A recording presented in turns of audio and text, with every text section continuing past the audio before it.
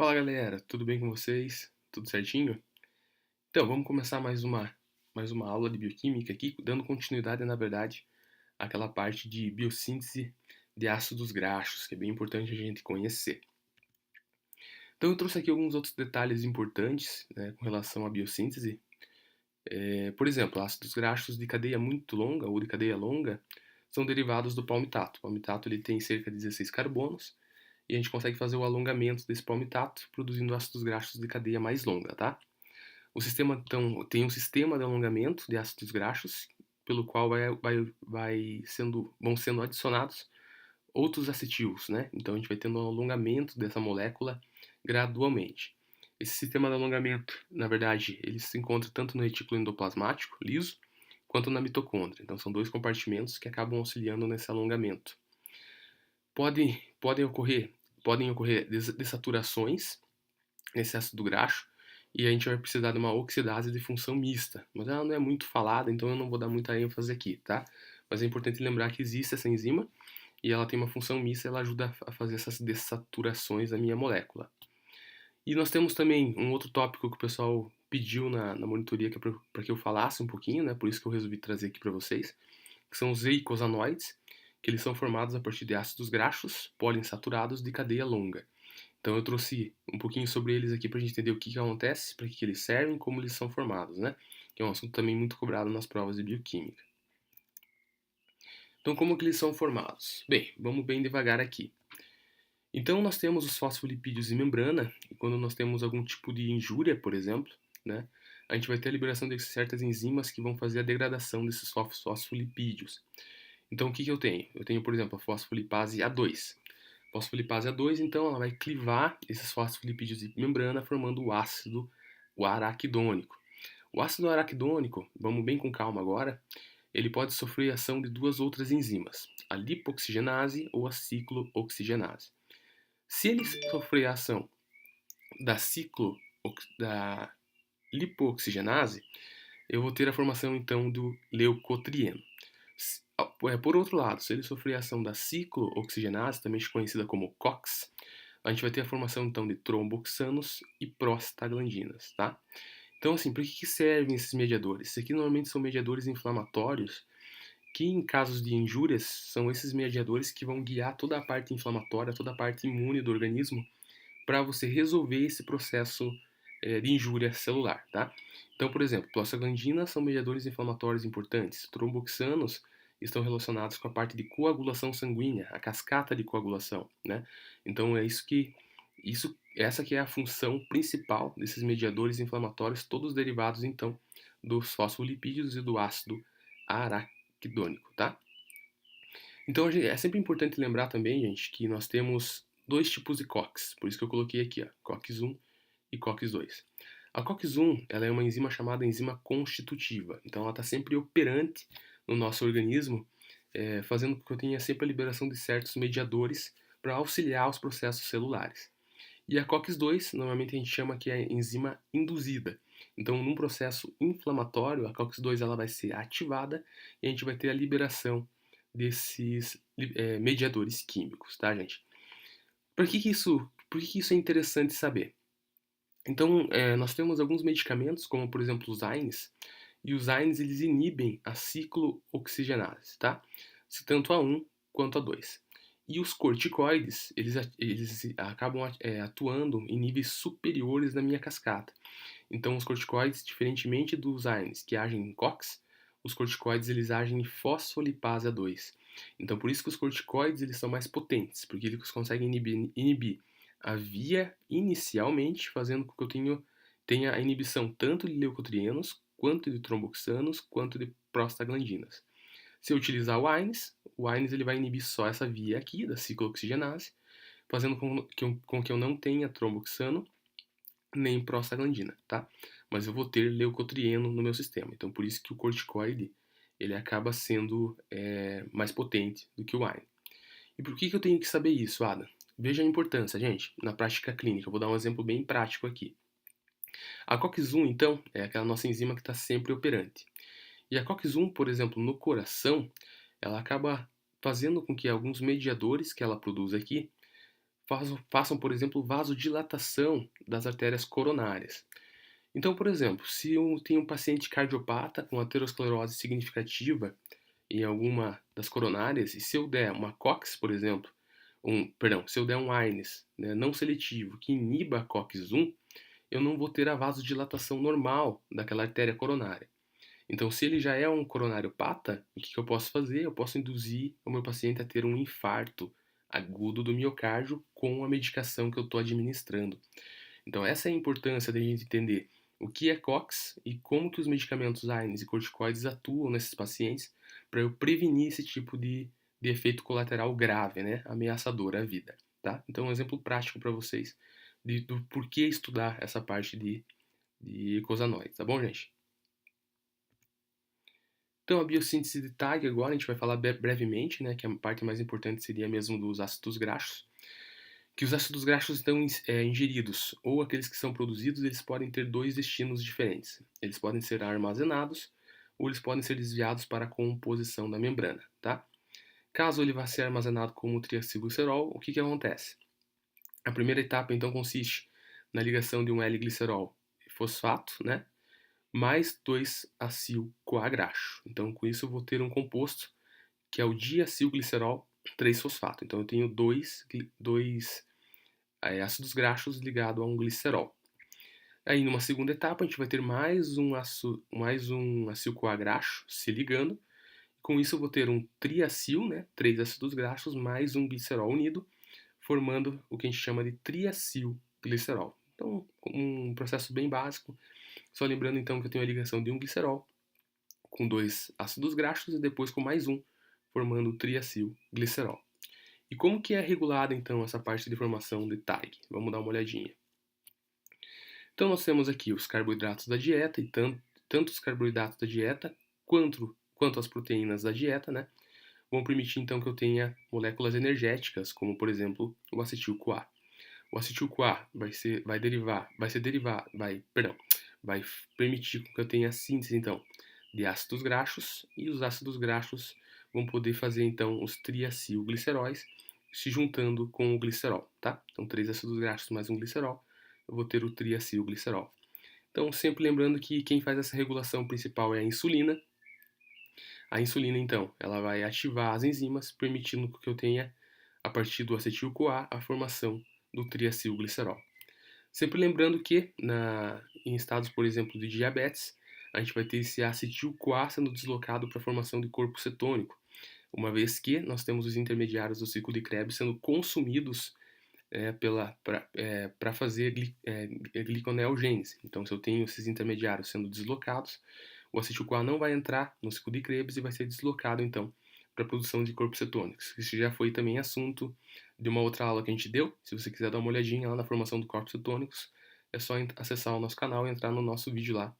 Você vai ter todas as informações com relação à formação dos corpos cetônicos, que é bem interessante também. Então é basicamente assim, que é a insulina que faz esse tipo de regulação.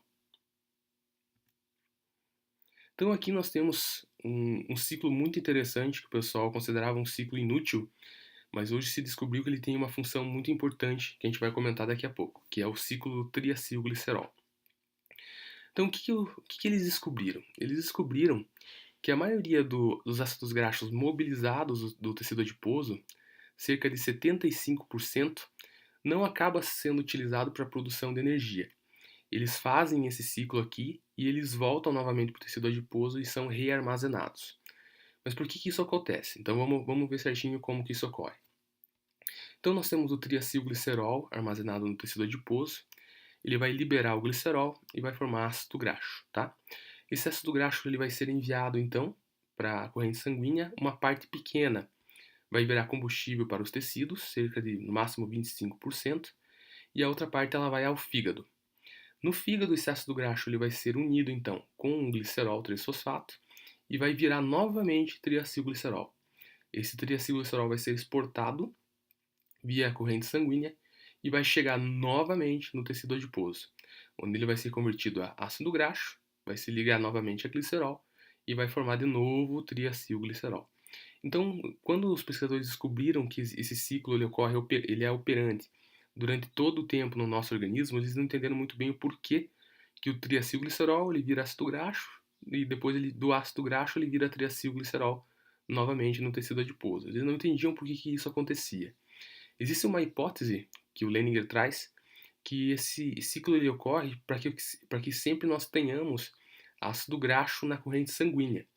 Então, com isso, numa reação, por exemplo, de luta e fuga, onde eu preciso de energia imediata, eu consigo pegar esse ácido graxo que vai estar na circulação e consiga utilizá-lo pela célula para a produção de energia.